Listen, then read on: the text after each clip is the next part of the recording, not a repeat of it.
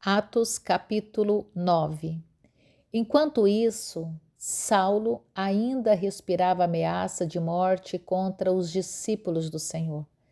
Dirigindo-se ao sumo sacerdote, pediu-lhe cartas para as sinagogas de Damasco, de maneira que, caso encontrasse ali homens ou mulheres que pertencessem ao caminho, pudesse levá-los preso para Jerusalém. Em sua viagem, quando se aproximava de Damasco, de repente, brilhou ao seu redor uma luz vinda do céu. Ele caiu por terra e ouviu uma voz que lhe dizia: Saulo, Saulo, por que você me persegue? Saulo perguntou: Quem és tu, Senhor? Ele respondeu: Eu sou Jesus, a quem você persegue. Levante-se, entre na cidade, alguém lhe dirá o que você deve fazer. Os homens que viajavam com Saulo pararam emudecidos, ouviam a voz, mas não viam ninguém. Saulo levantou-se do chão e, abrindo os olhos, não conseguia ver nada.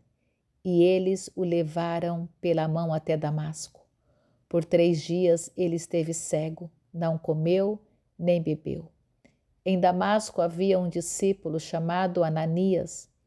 O Senhor o chamou numa visão. Ananias, eis-me aqui, Senhor, respondeu ele. O Senhor lhe disse: Vá à casa de Judas, na rua chamada Direita, e pergunte por um homem de Tarso chamado Saulo. Ele está orando. Numa visão viu um homem chamado Ananias chegar e impor-lhe as mãos para que voltasse a ver.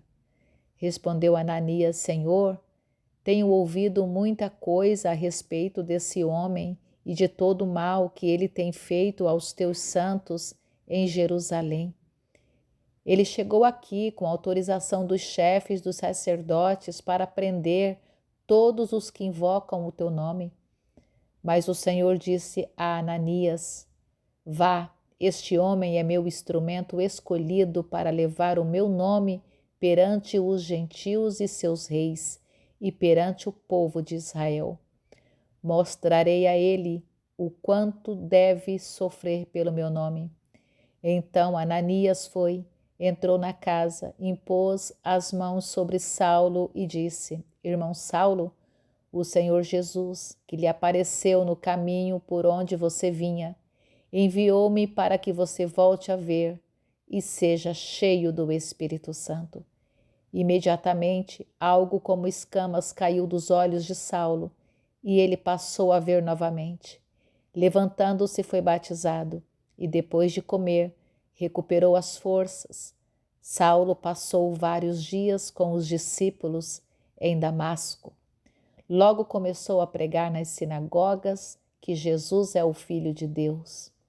Todos os que o ouviam ficavam perplexos e perguntavam: Não é ele o homem que procurava destruir em Jerusalém aqueles que invocam este nome?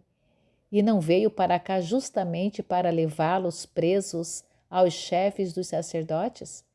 Todavia, Saulo se fortalecia cada vez mais e confundia os judeus que viviam em Damasco, demonstrando que Jesus é o Cristo. Decorridos muitos dias, os judeus decidiram de comum acordo matá-lo, mas Saulo ficou sabendo do plano deles, disse: É noite, eles vigiam as portas da cidade a fim de matá-lo. Mas os seus discípulos o levaram de noite e o fizeram descer num cesto, através de uma abertura na muralha. Quando chegou a Jerusalém, tentou reunir-se aos discípulos, mas todos estavam com medo dele, não acreditando que fosse realmente um discípulo. Então Barnabé o levou aos apóstolos e lhes contou como, no caminho, Saulo vira o Senhor que lhe falara, e como em Damasco ele havia pregado corajosamente em nome de Jesus. Assim Saulo ficou com eles e andava com liberdade em Jerusalém, pregando corajosamente em nome do Senhor. Falava e discutia com os judeus de fala grega, mas estes tentavam matá-lo.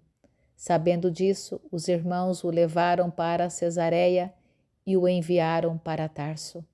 A igreja passava por um período de paz em toda a Judéia, Galiléia e Samaria. Ela se edificava e encorajada pelo Espírito Santo crescia em número, vivendo no temor do Senhor. Viajando por toda parte, Pedro foi visitar os santos que viviam em Lida. Ali encontrou um paralítico chamado Enéas, que estava acamado fazia 8 anos. Disse-lhe Pedro: Enéas, Jesus Cristo vai curá-lo. Levante-se e arrume a sua cama. Ele se levantou imediatamente. Todos os que viviam em Lida e Sarona o viram e se converteram ao Senhor.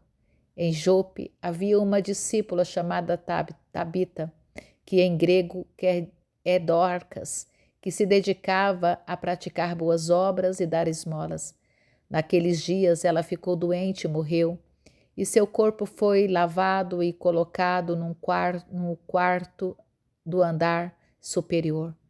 Lida ficava perto de Jope, e quando os discípulos ouviram falar que Pedro estava em Lida, mandaram-lhe 2 homens dizer-lhe: não se demore em vir até nós.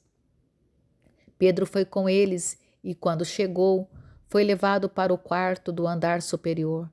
Todas as viúvas o rodearam, chorando e mostrando-lhe os vestidos e outras roupas que Dorcas tinha feito, quando ainda estava com elas. Pedro mandou que todos saíssem do quarto, depois ajoelhou-se e orou. Voltando-se para a mulher morta, disse: Tabita, levante-se. Ela abriu os olhos e, vendo Pedro, sentou-se. Tomando-a pela mão, ajudou-a a pôr-se de pé.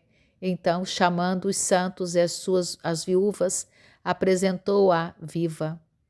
Este fato se tornou conhecido em toda a cidade de Jope e muitos creram no Senhor. Pedro ficou em Jope durante algum tempo com um curtidor de couro chamado Simão.